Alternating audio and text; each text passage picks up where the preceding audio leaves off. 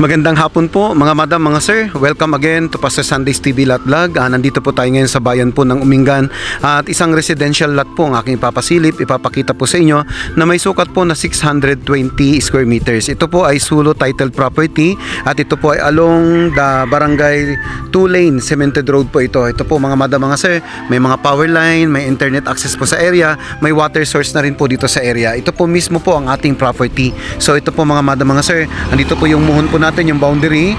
Ayan, at ito po mismo nasa 18 meters po yung frontage po niya. May mga puno po siya ng mangga.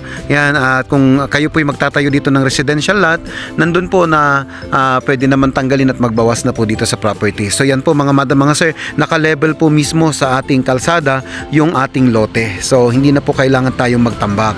So yan po, for residential purpose po ito mga madam, mga sir. Kaya ito po ay merong asking price na 800,000 po. Yan, 800,000 all in. Kasama na po ang transfer of title sa pangalan po ninyo at kasama na po ang mga iba pang mga gastusin. Kaya sa 800,000 po, kapag nandun po na ito po yung mabili po ninyo, itatransfer na po namin ang titulo sa pangalan nyo po mismo. So yan po mga madam, mga sir, maraming salamat po sa patuloy na pagtangkilik at patuloy na pagtitiwala sa Pastor Sundays TV Lot Vlog. So magandang hapon, mabuhay po kayo and God bless you po. Thank you.